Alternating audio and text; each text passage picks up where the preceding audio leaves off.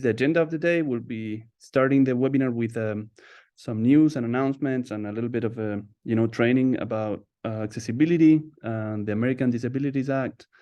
We're going to talk about some accessibility improvements we have been working on, and then once that is done, we're going to be talking about some other release notes, so improvements we added this month about other topics, and then other improvement ideas for the future. So essentially, we're doing the accessibility things first, and then the usual webinar after that. So let's go into it. This is a topic, I guess most of you are familiar with the American with Disabilities Act. Actually, it's something that I taught last year at USC. It's probably not coming from the internet at first, but it was involving the fact that the law requires public buildings and other places to be compatible with accessibility for people with disabilities. In the physical world, it's usually ramps, handrails, and other things that make buildings accessible or locations accessible. In the internet, obviously, it's building websites in a way that makes them accessible and readable to people with disabilities. So that's a topic that is super interesting. So I'm happy you're here with us. So let's start. Oh, skip one. First, why do we care about this? Me personally, I care about this because I think everyone should be able to access the internet, should be able to access your village websites and access to the world of information that we have today. I have mentioned in the past that we had an employee before. So you have his picture here. So Xavier was a member of our team. So he's a software engineer and actually computer scientist. He's not our employee anymore. Actually, he was working with me when I was living in Switzerland. And he happens to be blind. And it was a great experience. And he was very productive and useful to our team. So we loved having him with us. Actually, he was working with the server. So it was super interesting. And we learned a lot. He also helped us build websites in a way that were more accessible for people with disabilities. So I'll be talking a little bit about him. First, because of the motivation. And then I'm going to show you some of the things that he taught me and he taught us. So that's, I think, the reason why you should care. But for all the people that don't care about that, I also wanted to share that there are laws and regulations, and we heard about this other story where basically a neighborhood bakery in one of our customers' area got fined with $6,000 plus the cost of making their website accessible because their website was not accessible to people with disabilities. So obviously, I'm not a lawyer, but obviously there are laws and regulations, and you are supposed to make your things accessible. I don't have the details of the, of the court order or things like that, but there is a legal requirement in some cases, etc. And you can obviously review all of that with your legal teams and stuff like that. Now, the good news is that I think we can make your websites accessible pretty easily, I think. And we're going to discuss about this today. Actually, so this is basically my former employee. He's also a friend. And this is actually his website. So he built this website, right? And I just wanted to show you how it works. So the good news is that the internet is very accessible by itself, because a lot of the time is text, right? So he basically can read a website going from the top or stuff like that, and he has different lists to navigate the menu. And then basically, this is how basically he sees the website. So obviously, there's a title at the beginning. The page is in French, but basically, bienvenue, you understand that that's welcome. So he understands what this page is about. After that, there is a picture that he can actually not see because he's blind, but he adds an alternative description to this image. So basically, in this particular case, he wrote that this is his profile picture. So basically, blind people that come to a website, they use some technology that makes the website, accessible or readable to them. And they are not going to show the pictures to people that cannot show it, but they show this alternative text, right? So that they read a description of the picture if this was set for the picture. So he created a description of this picture, and other people that are blind can see the description he wrote. And then there is some simple text that goes here, and then he's just explaining. The interesting thing here is that, you see, this is text. So he had a speech synthesizer, right, that was navigating the page. And then the page, the synthesizer was reading this for him. It was saying, bienvenue, so welcome. And then there's a profile picture about Xavier. And then, bonjour, je m'appelle Xavier, etc. So it was just reading it to him. So all this information on this particular website was very accessible to him.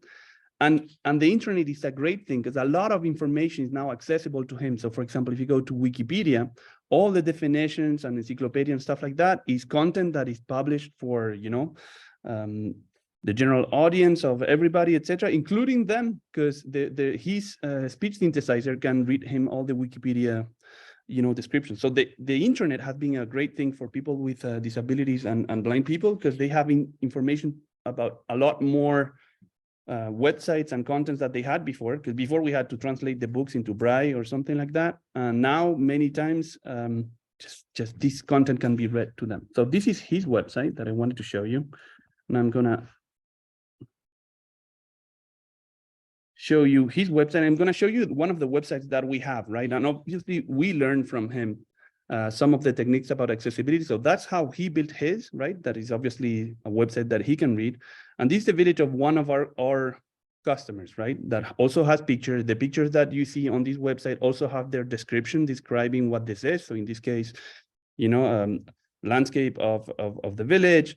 There is a description of what happens on each one of these pictures, etc. And then his speech synthesizer could come to this website and he could read for him what's happening. You know, Pasadena Village is a community of older adults from the greater Pasadena area, etc. So he would have access to this website. And I wanted to show you in a way, the similarities that there are between a website that he built and a website that we built, right? Following some of the instructions. So there are some similarities there. If we go back to the presentation, I wanted to show you a little bit more of how he accesses this information. So there are these speech synthesizers. So he used to come to the office, right? He put his headphones on, and then it was reading to him. So we were sitting next to him, but we were not disturbed by any reading or noises or you know, sounds, etc. He just put his headphones on and he would interact with the machine by himself. Maybe here there is one indication that I mentioned before, but it's something that you need to remember maybe for your takeaway notes, is that obviously the images cannot be seen. And it's important that when you build your websites, you add an alternative description to the images. In that way, he would receive the description of these images. Okay, so here I want to show you a demo of these speech synthesizers, right? So he has his own tools, etc., that he had and extensions on his browser, etc. So he's accessing the internet with a browser, but the browser had some additional functionalities that was doing the speech synthesizing, etc. So I don't have his computer and his tools, but I wanted to show you a demo of how this speech synthesis works. So this is, you know, some text that I wrote, etc., that could be similar to what you have on your websites. And then basically this text is read to him, I mean, or to any other person with disabilities, and it sounds like this. So I'm just going to play it, and I hope you can hear it.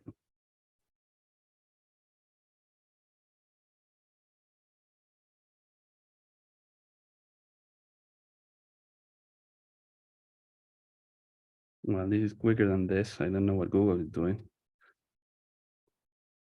Can you hear it actually? Maybe not, because I cannot hear it. That's so weird.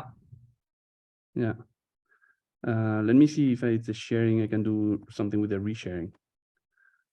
Share sound. There is a share sound box. So let me try that. I don't think he's playing it actually. So let me see. Try that again. So you type any text and then let's see if it plays. I don't know. It was playing before, obviously, but okay, I'm not a robot. Helpful Village is very interested in making websites accessible to people with disabilities, including blindness, visual impairments, like macular degeneration, Parkinson's, and many other disabilities. With a little bit of work, the information in your village website can be made accessible. Okay, so this shows you that any text that is on a website, you know, basically can be read to a blind person very easily and very, you know, understandably.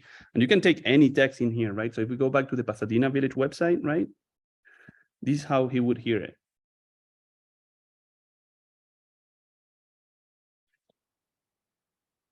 Pasadena Village is a community of older adults from the greater Pasadena area who have joined together to help each other as we navigate the challenges and opportunities of aging.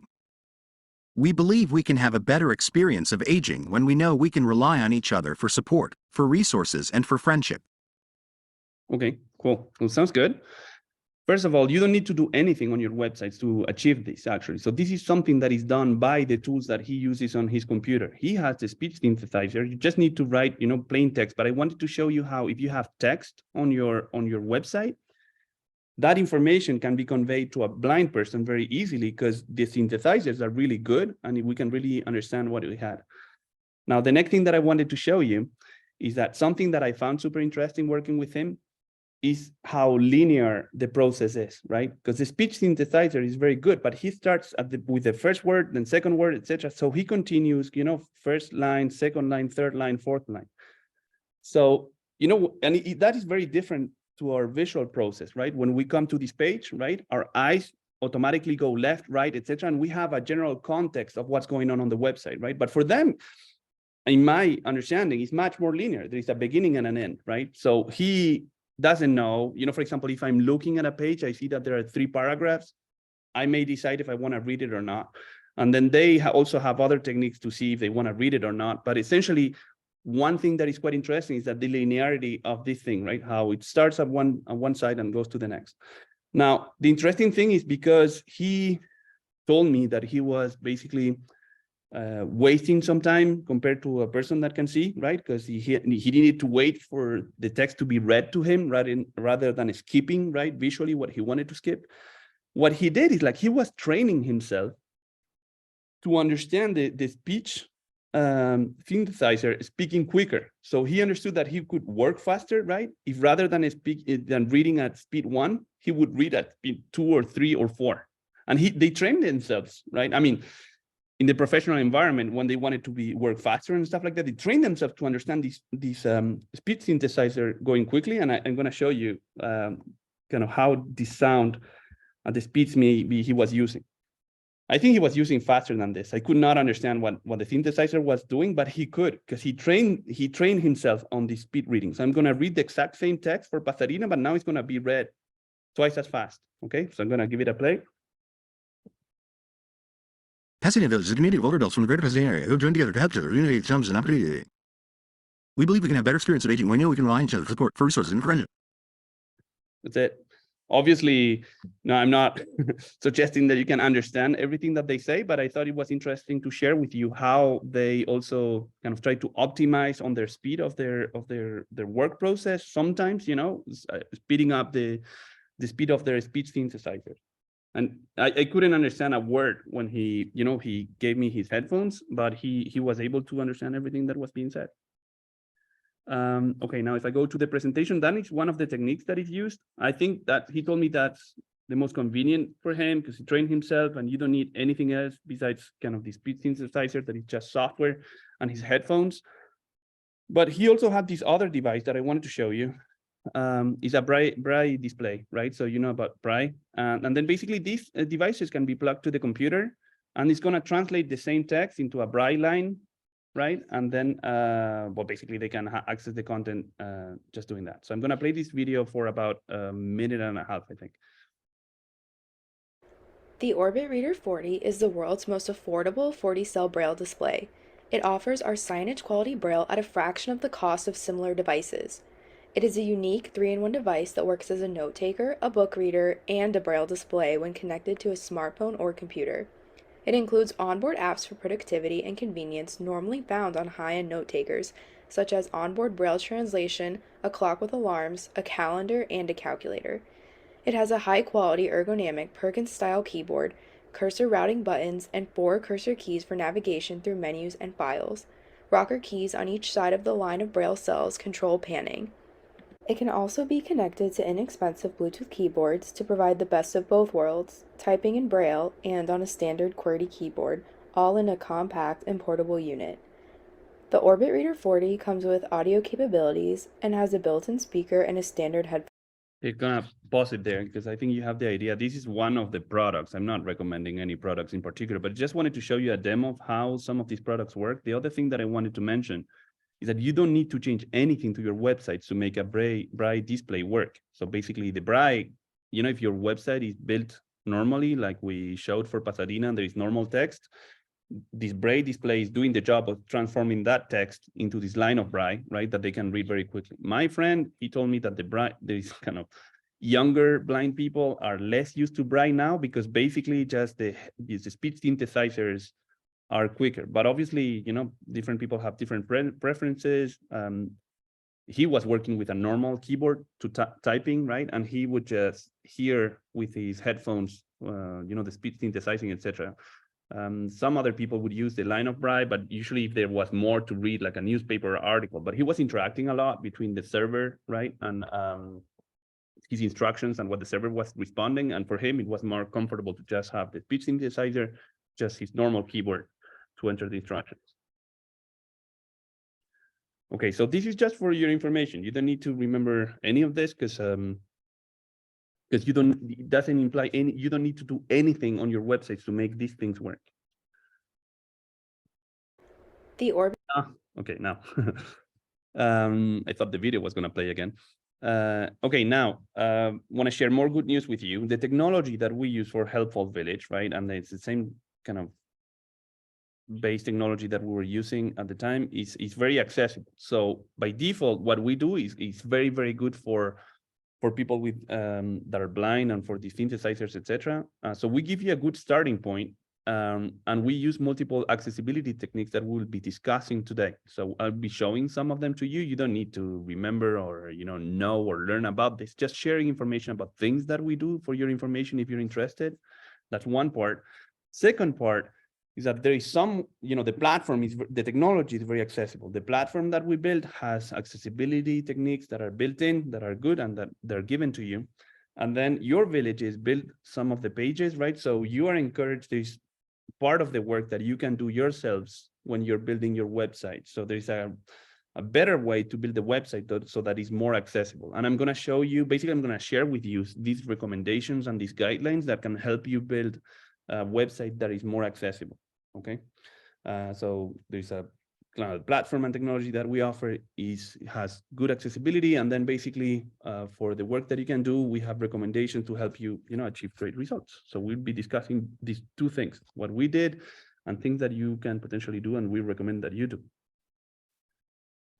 So I'm gonna keep the Helpful Village accessibility techniques that are a little bit more complicated for later, right? So we will come back to these ones. I'm going to share those with you, but I'm going to start with the easier tasks that you can do yourselves on the website. Okay. This is what I'm saying here. So accessibility improvements that your village can do. Basically, what you need is a little bit of time. It's very easy, actually, but you need a little bit of time, and then essentially common sense. A lot of these things just make sense. So it's not necessarily maybe things you have not thought about. But a lot of it makes sense, and it just takes a little bit of time. It's not very complicated. So let's go right into it in our kind of training and recommendations we offer you to improve your websites. So basically a village's to-do list of things you can do. They are not in a particular order, right? So, but I think we should be doing all of this. I think we have 6 points at this time. First thing we mentioned already, and it's very easy, is just add an alternative text to your images. So this is text that would be read to the blind person instead of showing the image. The description of the image would be showed to them. I have a slide showing you how to do this. It's very easy. There is just a button. You type the text, enter, and that you can easily do it to your existing website. So you don't need to restart your website, etc. With the existing website you have for this, you can always go in and add these alternative texts at any time. The second part of the sentence should be a different bullet point. It's not exactly the same, but it's also a good recommendation. Essentially, it's a good practice to avoid animations, right? If you have a video, for example, something that he told me that was really not recommended. A few years ago, we used to do these flash animations, right? Where you basically had text that was moving, and it was fancy to have things, undulating with animation, with lights coming and going. So as I said before, that's a lot of, common sense. But if you have things that are moving or videos, etc., well, that's I mean, videos, you have videos that are reading the content of the video to people. So videos are not a problem, but in particular animation, when you have text that is moving different places or blinking or stuff like that, all of those things make reading more complicated, as you may imagine. So be careful with animations, and then adding alternative text to your images, that is really easy. Second, that is also very easy, is that size matters. Do not use text that is too small, right? When you're writing your pages, you can use a font size that is not too small. Some people that are farsighted or something like that. My mom is one of them. And basically she just simply is easier, and she has her phone that has displays, you know, bigger letters and stuff like that, just because it's easier to read when the font is not small. As I said before, it's common sense, right? But it's kind of a to-do list of reminders of things you can think of when you're building your different pages.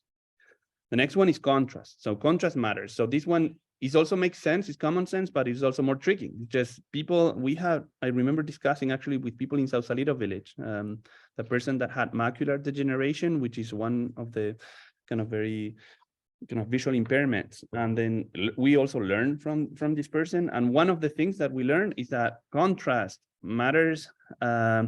We changed actually the color of our fonts for all our customers, because we used to use a kind of a gray, kind of a dark gray that was fancy. Kind of sometimes the designer find that, you don't write in black, you write in gray or different tones of gray.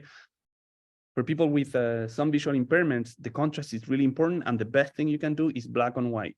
When you go into these, light grays or even just a middle gray, it can be a problem. So contrast is important in general, and the best you can do is black on white. The next one is readable fonts. So you have a choice of fonts in Helpful Village and in general, but there are research studies, right, that show that all fonts are not the same. Some can be fancy or pretty or different or stylish or whatever, but there are studies about the fonts that are most readable, are easier to read just because of the spacing and how the letters are set or created, etc. It's just they're easier to distinguish when people don't have very good vision.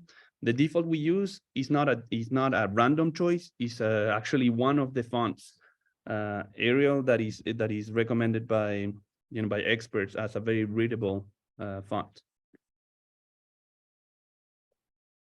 Okay, next. So as you can see, all of these recommendations, none of it, you don't need to be a technology expert or any kind of expert, just some common sense, and then apply some simple rules. The last one is to build your pages with a good structure, right?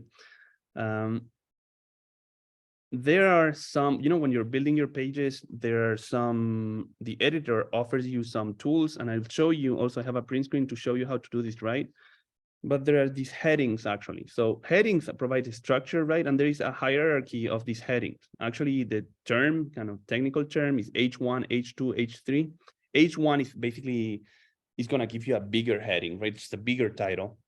And the recommendation is that you have one H1 per page. So basically, remember Xavier's page that was saying welcome? Well, he had only one H1, and that tells the blind person when that's being read to them, okay, this page is about the welcome. And he wrote a book, well, he has another H1 that is, well, this is the book, right? So it's basically the main topic should be an H1 on each page, and each page should have should have one H1.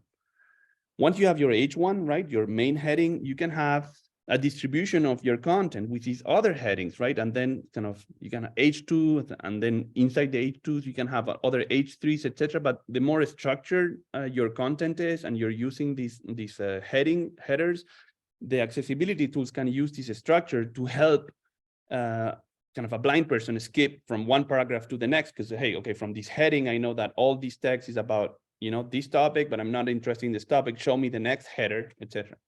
Is quite interesting because sometimes, for a person that can see, we do this with other tricks. For example, you can use bold or other sizes of fonts and stuff like that, but that is not very good for the accessibility, tools, because it's assessment of a 16-point font or a 17-point font. It's harder for the accessibility tools to know if to show the structure of a page using that. But if you use these H1, H2, H3s, the accessibilities can basically show this hierarchy to the blind person that can potentially skip one chapter to go to the next chapter, etc.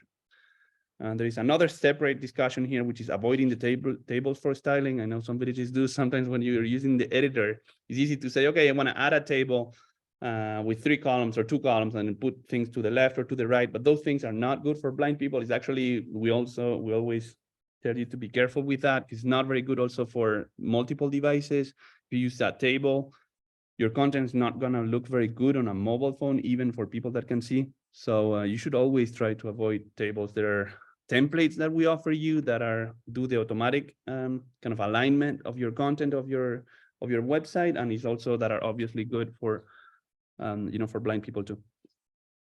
Okay, so this is a list of 5 things that you can do. And now there's one more thing that I would need to say is that, well, this needs to be done for each page, right? So if your village has 25 pages, each one of the pages, you basically can go in and review and say, okay, what are the images we have? Do we have a text for each one of those images? And then do we have a good structure? What are our headings 1, headings 2, etc. So that's kind of some homework for people that are interested in this topic, which I think should be everybody.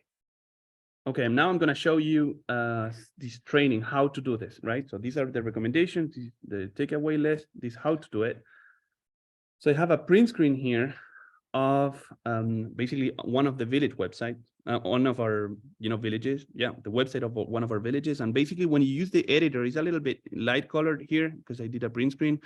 But basically the same button that you use, if you're familiar with the web editor, the same button that you use to add a picture, right, to your website, it's gonna show you this pop-up, etc., where you can upload a picture, etc., and it's gonna put this here.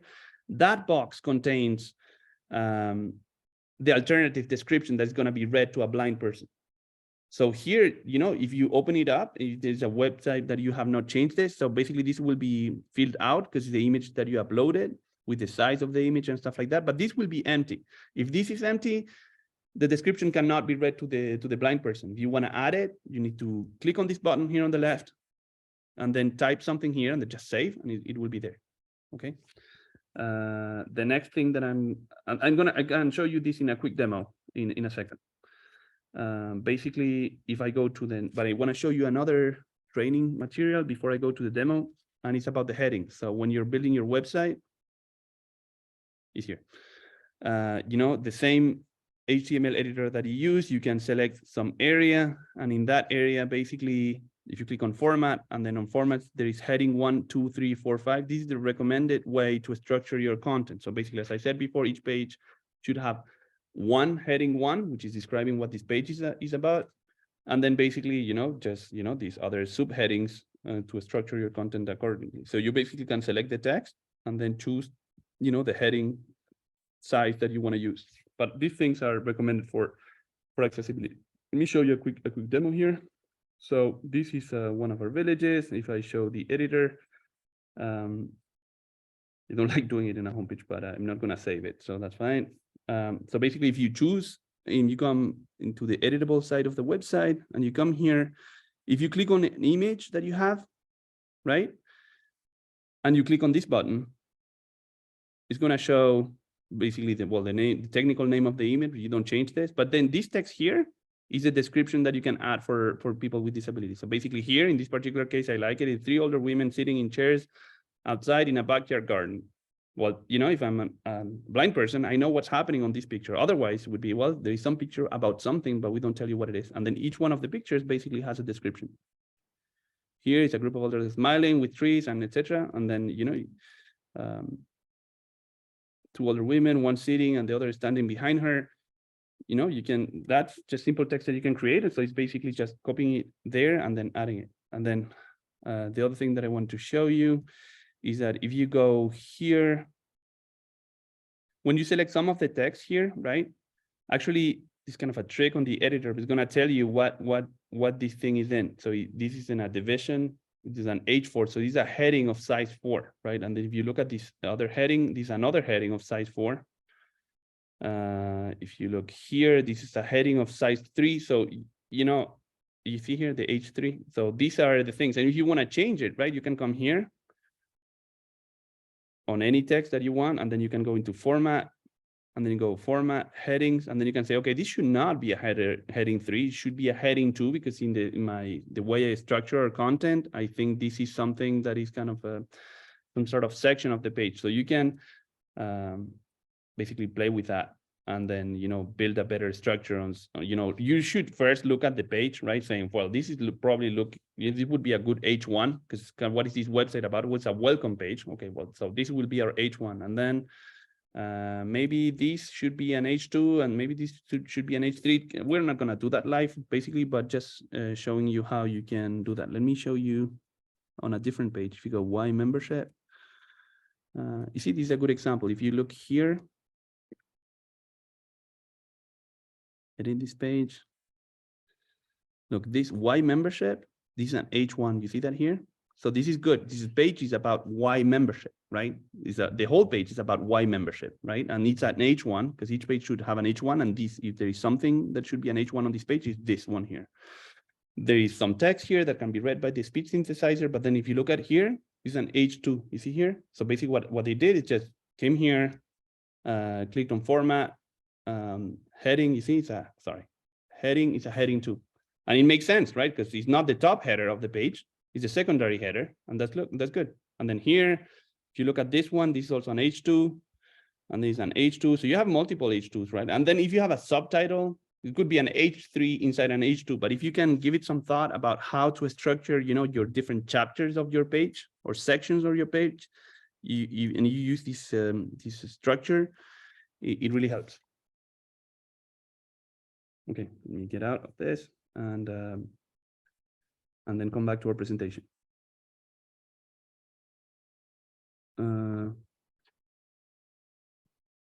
Okay, that's it. So basically, that was your homework. There's not just 5 things, very easy. Just add some text sometimes to the pictures, good structure for your website with big fonts and contrasts and stuff like that. Now I'm going to show you some of the things that we did. If you're, you know, you're not interested, you don't need to. It is for the techies that are interested about stuff that we do, but you don't need to do anything or change anything to the things that we're going to follow. But we do different things. We use several techniques that are invisible to, you know, people that can see. But basically, our pages are structured saying basically that their headers, typically the menu is in the header of the page, right? There is the body of the page and this is the footer. But these things are placed in a skip block that makes that a person that is blind, when they get to the page, is told to them. It's basically, well, do you want to go to the header, to the body, or to the footer? And then basically, you know, they can just go to the footer if what they're looking at is, you know, what they're looking for is the footer. They don't need to read the header and the body. They can skip part of the page. We also put some work this month on working on an accessible menu, right? Not just the menu that you have in your website. Actually, you don't think about when I said animation, remember? You didn't think, wow, I don't have any animation. Basically, kind of a menu is some sort of an animation, right? Because when you go over it, something happens, right? There is a pop-up that comes up. And basically, we added some extra code and stuff like that so that that can be used by the accessibility tools, kind of the Braille system or the speech synthesizer, etc., can know that when they're using the menu that, well, when you go over this, there is a pop-up that's going to come up, and then actually they're going to tell them if the menu is expanded or not expanded when it's open and closed, right? So if I go back to the demo site here, this is not demo site, it's actually Pasadena, but basically if you go here, right, now they are not expanded, they are contracted, right? But we're telling the navigator that each one of these items on the menu has a pop-up, right, basically, so they can navigate with their own ways, which usually is not the mouse.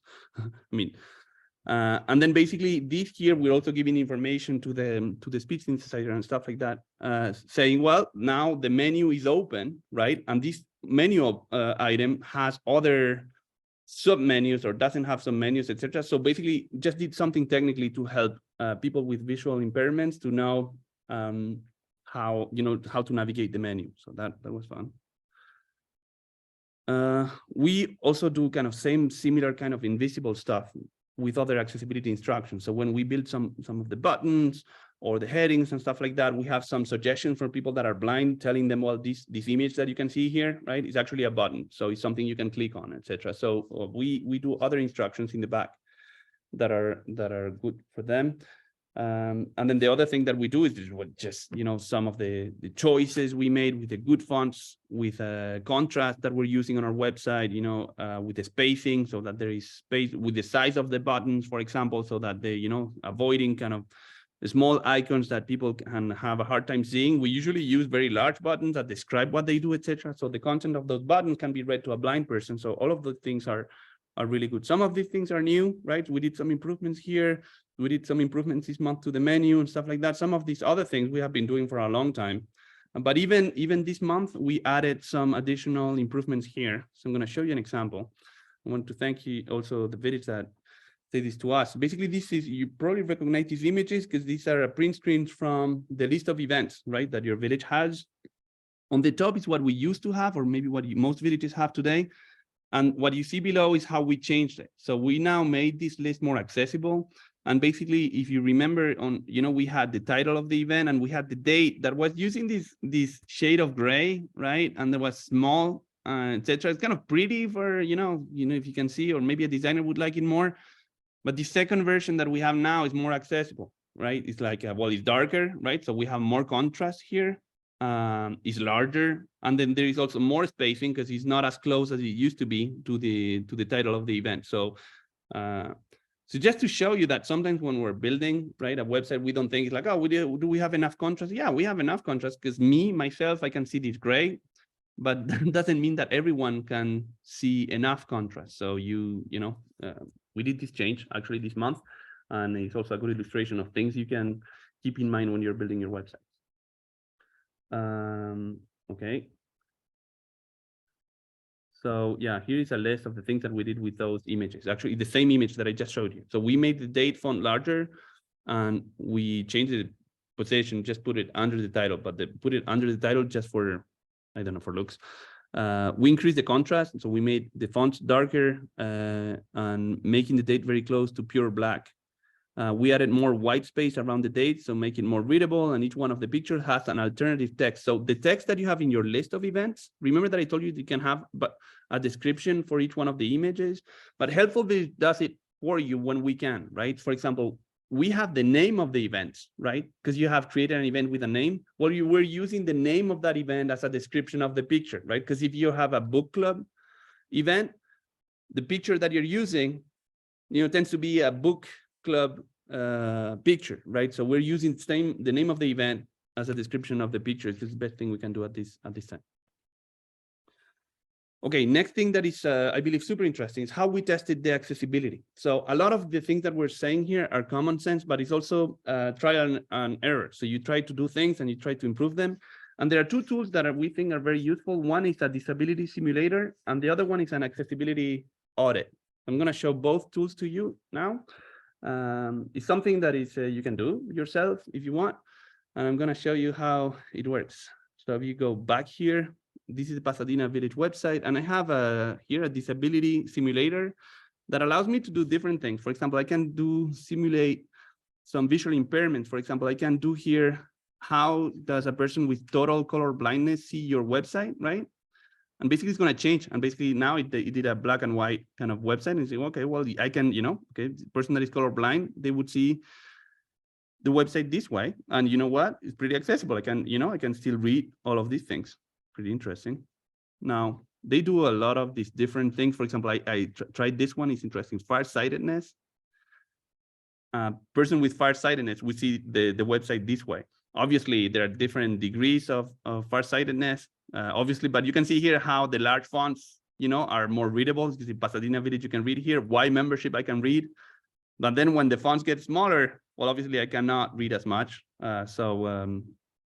It's interesting to see that they had all these other things. You can have red, green, color blindness, and then you see, for example, people that cannot read and they would see the website this way. What's another one that I found interesting is this: people that have a Parkinson's, for example, or a mobility disability, when they're using the website, if you look at, can you see the mouse? So it's simulating, how my hand movement with I'm not moving the mouse that way. See what I'm saying? I'm moving the mouse smoothly, but the simulator is adding the shake, right, that person with Parkinson's would have. And the interesting thing here is that if I want to use the website, right, I want to click on this button. You see, even with Parkinson's, my button is big enough so that we can basically click on the button, right? So you can simulate some of these disabilities and see how a person with this condition would have it. Obviously, there are different degrees. The tool is not perfect, but I thought it was interesting. I have another thing that I wanted to show you is that there is this other website that I recommend you go have a look. It's called accessiB.com.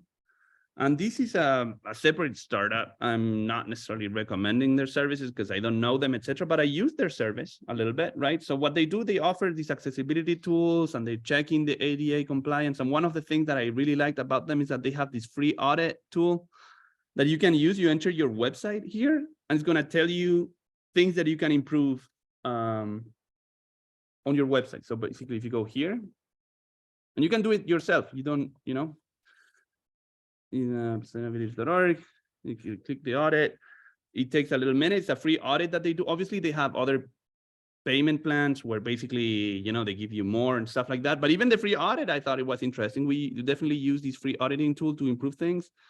And it's going to find, for example, images that don't have descriptions, stuff like that. And when you do it, first thing that, you know, it's kind of cool. It's like they tell you, well, we're compliant. So basically this page for Pasadena today says, great work. You're compliant with the WCAG 2.1 level AA norm because we're doing all of these things right. So they have a checklist of saying, okay, your elements, or some of them are technical, right? Some of them are content related. For example, here, every page should include an H1. It does contain an H1. Now, this person complains because somewhere in the page we have an empty H2 title that we should delete. So we can, you know, obviously improve, but basically, technically, we can turn all of this to green, right? And then basically be compliant, and that's great. And then when you have other, you know, the other thing that is really great is once you open it up, right, you can come here, click on this pencil, or this field, and then you can explore each one of the pages independently, right? So if I go here to our events list, you type it, you say enter, and now it's going to scan a different page.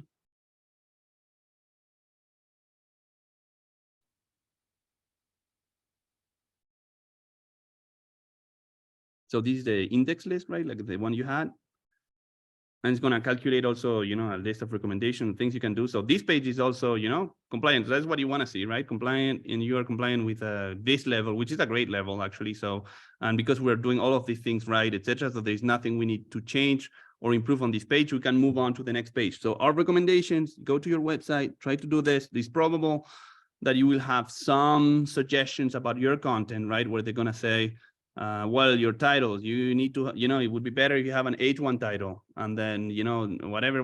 So maybe you need to change some of your pages, but you can use this tool to get it working. I ran it for a different village that is not with Helpful Village, and basically, you know, you can have all these other suggestions and stuff like that. This is what when you see that there's more stuff to do, etc. And then in this case, you know, the website would say, well, this website is semi-compliant. There are efforts that are noticeable, but there's still a way to go to achieve the compliance, stuff like that. So the website is going to tell you, okay, this page is good, it's compliant with this norm of accessibility, or if it's not good, you know, there's this stuff you can change or improve, etc. So we definitely encourage you to use this. I'm not endorsing them because I don't know them, but I use the tool and I kind of liked it for myself. So you can definitely use it for your website and look at it. Okay, let's move on. This I showed, and this is the same website demo that I did live. It's just a print screen of the same thing. Okay, now been sharing good news, and we're pretty proud that we've been working on this. And I really like that, you know, basically we can have accessible websites that are compliant with the law and all of that. And it's great. But I also wanted to say that it is not over, right? Because basically, it's kind of constant work we need to do. We know that our technology is accessible, right? Because I've spoken with blind people and other people, and we have done our homework. But you know, there's some things we don't know, right? So basically, if you hear from your members saying, well, I'm working on this page, but I cannot see that, or if using this other technique would also help us in this other way, we're always listening. So, you know, listen to your members. If your members have suggestions for your improvements on your website, obviously you can do them. If your members have some suggestions or some difficulty, well, let us know, because we would like to work on those, but it's obviously, you know, not obvious tasks to identify needs. of a blind person, if I'm not myself a blind person, can try to understand some. But basically what I'm saying is that try to do our best. If you find more ways to improve, we are always listening. Perfect. And then with this, I'm going to pause for a second because we have the rest of the webinar, but this is the end of the accessibility webinar. I have not looked at the chat, but I would like to have maybe 1 or 2 questions before we continue with the rest of the webinar. So basically, please feel free to unmute or raise your hand. That would be even better so that we have an order of participation. But if we can take 1 or 2 questions from the chat. I did not read the chat, but if someone wrote something on the chat that they want to raise in front of everybody, I would be happy to answer that. I'm going to allow for 10 seconds for questions. And if there are no questions, then I'll keep on going.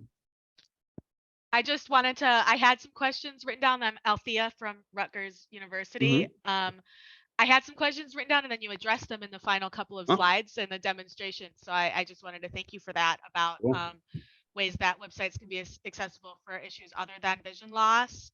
So I really appreciate you talking about those as well.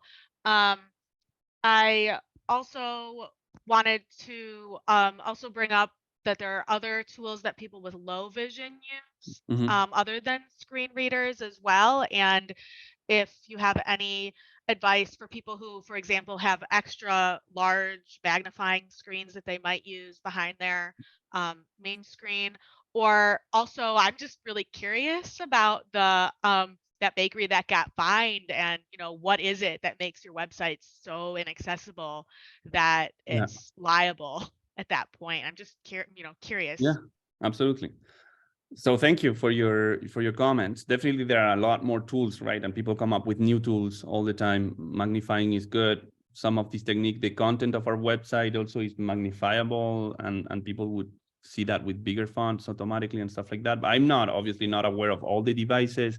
Someone has suggestion about device, they can unmute themselves and mention it. I'm always kind of listening. Those are the tools that I have seen at work that are great and that I really love, but there's definitely a lot more. Then for the legal thing, I don't have any of the legal details of it. I was a little surprised. I mean, definitely it's good that there are norms.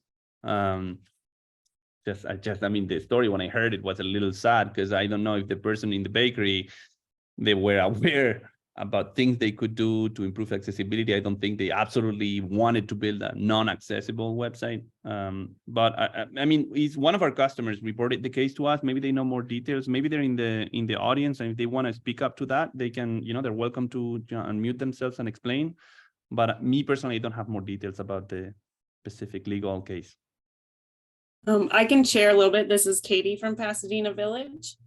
So one of our fellow chamber members is this bakery, and they got sued. And it was things about low contrast text and alternative captions for images. And so they had an IT guy who built their website. He made the changes, and I think they were able to settle. But $6,000 is a lot. So it scared me for sure. So I'm really grateful, Manuel. Thanks for all these updates, and I look forward to working with you on this.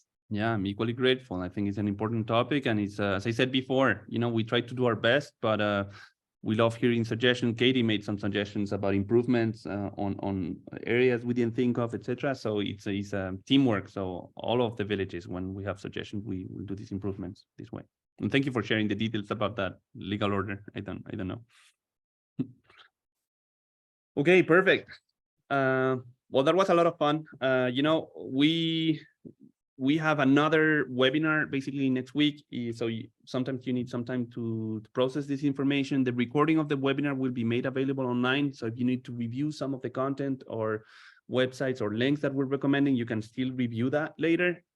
So that's great. And we can talk about this some more next week at the webinar we're doing with B2B. But for now, we need to finish the accessibility part here. We're going to continue with some of the other improvements we did this month. If some people came for the accessibility part, they can, it's not a problem if they want to leave at this time, and then we'll keep going with the other people. Okay, perfect, awesome. And then if you have any questions, we can discuss this next week, or you can send us questions through the ticket system and other things. But thank you all for your attention for this accessibility. And now we're going to move on to the rest of the webinar, which is the kind of the shorter but regular kind of format. First of all, some reminders saying that we are doing a V2V webinar next week with questions and answers. So today is me speaking a lot. Next week's a lot of your questions, and I'm trying to answer your questions. So you're leading the charge. And then there is another release webinar where it's a lot of us talking again with improvements. And so those are Q&A is next week, May 24th, and June 21st for the release webinar. There's a couple of links about training documents and help center, and you know this. And then if you can send us your questions for next week's webinar, if you can send them in advance to our national coordinator, so Gary Frankel, that you all know well, this email address, which is hvusers@v2vnetwork.org. Gary is our national coordinator, and he helps us organize these questions so that it all makes sense. So he's with a village in near Houston, Texas, and then he really helps us a lot in trying to organize things with villages feedback. Now we're going to go into release notes, other improvements we have done this month in addition to those that we did for accessibility. And a lot of these improvements are coming from the discussion, the improvement ideas discussion we had last week. So we wanted to thank you for all your feedback about things that you thought were priority. So it's going to just have a quick description here. So we added an event setting so that the reminder checkbox is automatically checked or not. So this, I think it's Carol Cookson that suggested this one, and I loved it because it can save you a lot of time. Basically, if you go to settings, events, there will be a check that tells you, okay, when you're creating events, the default for the send a reminder email the day before should be yes and should be no. If you set it to yes, every time you create events in the future, that checkbox will be checked for you, so you don't need to change it. So this is an improvement that Carol had submitted, but also that she had discussed with the focus group and has number 572. There's another improvement we're doing this month. It's also another change from the focus group, and it's for number 451. So we added on the login screen the possibility that you enter your email, your username, kind of your email, and then password. But then we added the button here on the right where basically people can show or hide their password. So the default is that it's not showing, right? So it's kind of shows the same balls that we had before, hiding the password you're typing, and that's good for security. But then for sometimes people that are typing their password and they're in the privacy of their homes, they can show the password to make sure that they typed it correctly, and that can be useful to them. Obviously, I'm a little bit concerned just for security, so don't use this if you're in a public space because people can steal your password. So be super safe about this. But if you're in the privacy of your home, you can show your password or hide your password to make sure you typed it right. And by the way, this is not my real password, so don't go and try it. Next one is another improvement from the focus group, number 414, basically on the activity tab of the user profile from the admin view. We added some information that's highlighted here in red. Basically, we can let you know if this person has ever logged into Helpful Village before. This is some information we were making available on a report before. So you could print a report to see if this person has ever logged in. But it was a good idea. I think this was Leslie suggested this one, basically saying that you don't need to go and produce a report to see if this person has logged in. So the message saying this person has never logged in only shows if they have not logged in. If they have logged in, it will be empty, will not be showing. You can search. Once we deploy this new version, search yourselves. You will see there is no label there. And then you search another person that has never logged in, it will say this person has never logged in. And the activity tab is still going to be recording all the emails that have been sent to them, text messages, and event participation, so they can still register for events and receive emails. But this will tell you if they logged in or not. Next one is something we did with Bonnie in Austin, Texas. We added, so we have groups, we had groups of people that you're probably familiar with, kind of your, active members, active volunteers and stuff like that. We also more recently created groups of companies, right? So sponsors or things like that you want to create. And we added the possibility to do an export to a CSV report of the organizations in a group. So you can have a group of organizations and then also print it as a report from that group. So that's one. Also, we found the issue. It was also a focus group request. basically on the improvement ideas, which is a document you can go and read with a kind of suggestion that villages have made. And for some reason, I mean, we had duplicate numbers in that report. That's why I was laughing at the 572, because we had several requests that were all 572. Actually, what happened is, like, Christina, with the best of intentions, she had come in and she had changed the ID of one of the requests because it was very similar to the previous one, and she wrote something like 572B, but I had coded some code that is basically doing some logic, kind of finding the biggest number and adding biggest number plus 1 and stuff like that. But then she didn't know that. And then when she did that, kind of 572B plus 1 is not a number. So anyways, you can forget about the technicalities, but the new numbers are produced, right? So now we don't have more. When you create new improvement ideas, they are not duplicated anymore, not on the system, but in a separate system. And then basically we had two things. We had 477 where we had duplicates, and we had the 572 that also had duplicates. The duplicates for 477, I left them as they were, so they're still number 477. But all those that were after 572 were renumbered. So audio settings button menu, press space to active. Oops. But then basically, so I renumbered and all the last ones, so 572 and then 73, 74, 75. So if you had submitted some of the requests, maybe if they were after 572, they were renumbered. And also the good news is that when the problem is solved in a way that when you submit new ideas, they will receive a new number. So this is working again. Anyways, spreadsheet kind of cool stuff we did. What happened? Sorry, I don't know my browser. But for a second here. Yeah, this is kind of more of a bug fix that we did also this week. Remember the last month we added a condition to verify that the beneficiary of the service request was a full member and not a social member, right? So before, I mean, that was a recommendation, but our code was not enforcing it, but we ended up having social members that had service requests, and that was not good. So we added some code to prevent that. Hi, Marvin Barbie. Do you mind muting your computer microphone unless you'd like to ask a question? I don't know. Some background noise. Thank you. Oh, sorry. I don't know. I don't think that's me, but anyways, let's keep on going. Oops, sorry. God. Sorry. Go back here. But basically, when we did this, we didn't realize about the village builder requests. So the village builder requests are service requests that you do for the organization, not for a member. But our code was still checking if a village builder request had a full membership, but that didn't make sense, so just changing it. So now we're just fixing it so that you can create village builder requests and it will not ask you for a member that receives it. It's just, if you have not noticed this problem, don't worry, because it just should have never happened. That's all the improvement we had this month. This is just a piece of news. And there is a conference in California that is taking place on June 2nd.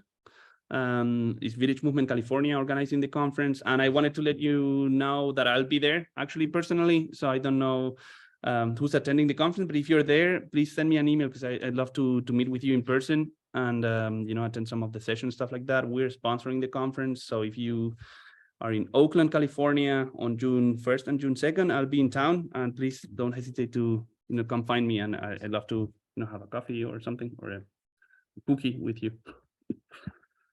What time is it? Okay, so we're finishing in 2 minutes. So improvement ideas, right? So we had this discussion with villages, with the participants of this webinar last month, and it was very useful to understand what are the next priorities.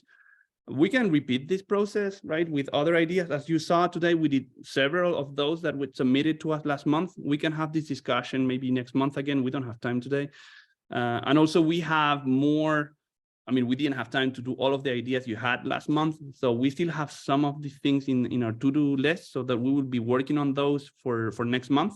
So we still have enough, but we will reorganize probably next month a new discussion with villages so that you can submit your new ideas and we can discuss about priorities, and maybe some villages suggested a voting system. So we can discuss all of those things, just maybe not today, but I'm really happy about the feedback we received from villages to help us prioritize what should be changed or improved first. So that was really cool.